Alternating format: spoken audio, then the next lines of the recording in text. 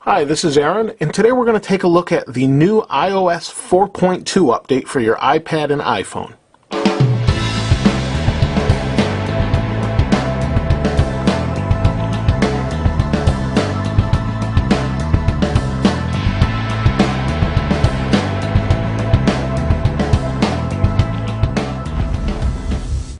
This update brings some very significant changes to the iPad, not so much to the iPhone. It does change some things and adds printing and things like that. We'll get into that after, but it's mostly an update for the iPad. So let's go ahead and take a look at that. So the first thing you may see here is Game Center. Now that's kind of like Apple's attempt at Xbox Live. While it's not quite the same, we can open it here. It's not quite the same. You've got this green background. There's my name on Xbox, and well, similar to Xbox, Big Z on Xbox, and Big Z243 on Apple's products.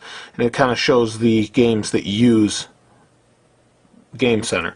Now, Game Center really is a place where you can play people online, post stats, that sort of thing, find friends. That's really what it's used for. Now, the next thing that is huge, as you can see here, is folders. If I tap this, it opens, and you have folders. When you want to move something in or out of a folder, you tap and hold, and drag it out, put it where you want, and that's that. Now, if I want to create a folder, I simply drag one app on top of it. It will name it based on what it thinks it is, but we could change that by typing in here and selecting or typing the name that we really want. Let's move that back out, move that back into my magazines folder, and we hit the home button to stop the little jiggling there. As you can see, I've got lots of folders on this screen, and I think that's a huge thing. At least for me, that's a big thing that I find very helpful. Instead of having page after page after page, I have 2 pages or 3 pages. So that's one of the huge improvements. The next thing is multitasking. While this is not really true multitasking per se, it's more of a freeze type multitasking. You could argue each way. It does have it. And the way we access that is the applications that are already open. We double tap the home button, and it pops up the app drawer, and we can scroll through all the things we've had open, and we can switch between them. So let's go to Game Center. Double tap, we'll go to Safari. You can see it swings out and around. Now that little swing animation here, I'll show you again. The little swing animation where it swings out and around is a little bit different, and they've changed it on the iPhone as well. It used to just kind of swing back and around. Now it kind of has a tilt to it as it goes through. Not a big deal, just a little touch they've added. And again, we can go to the App Store, same thing, and we'll go back home. And tilt that this way to, there we go. Now, one of the things they have changed as well is on the top here on this side we have our which is now a anti-sound, or I shouldn't say anti-sound, a vibrate on the phone or silence mute button on the iPad. It used to be a button that would stop the iPad from rotating the screen. Now we double tap and we slide to the right, and we have our iPod controls and our lock, rotation lock. Now it's locked. There is no other way to assign it to that button anymore, or that switch rather. It's now in here. We also have quick controls for brightness and for volume. We also have AirTunes and our iPod control. There is no more slide any further left. It's all on one screen. Tap and it goes back. Double tap, slide again, and that's how we can lock or unlock our rotation. Pretty simple, and I think you'll get used to it if you're used to using the switch up here. Not a huge deal, but that is one of the changes to iOS 4.2. One of the other changes is AirPlay. Huge thing for me personally, and I'll show you that right now. We'll go into videos. I'm not going to play the video because of copyright, but basically what it would allow you to do is play the video on an Apple TV. Unfortunately, I've not gotten that to work as far as video, but only sound. So let's go back out. You see that's Toy Story 3. We'll go back here.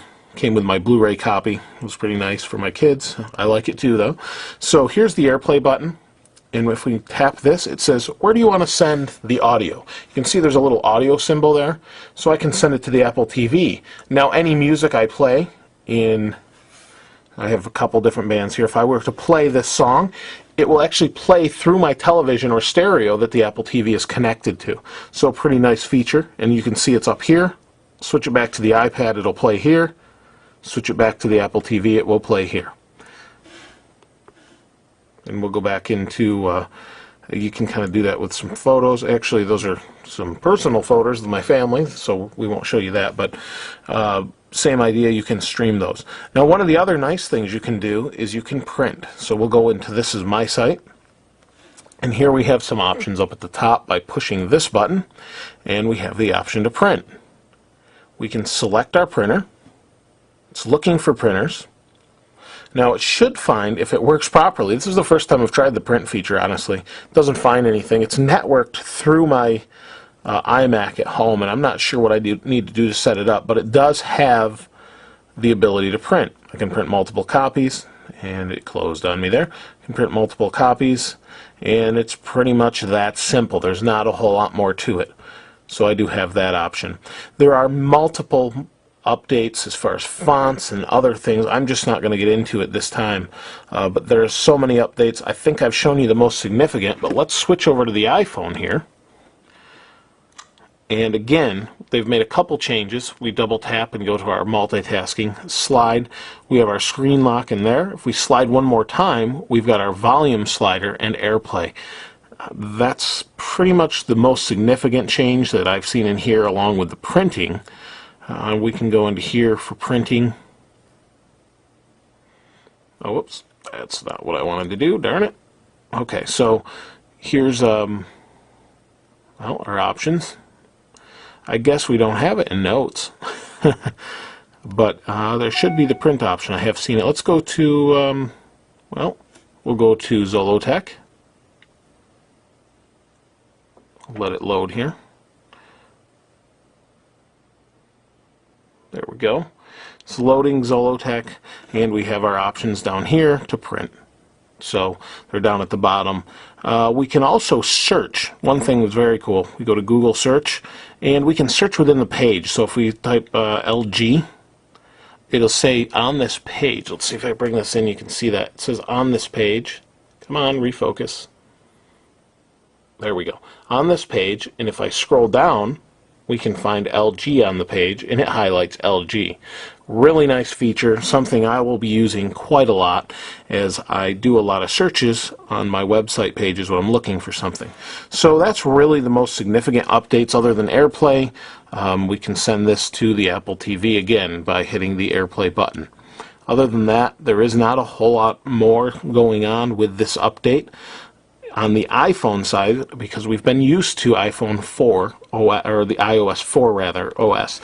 On the iPad, it's very significant, huge, that we can now multitask, we can now have folders, we can have AirPlay, we can print.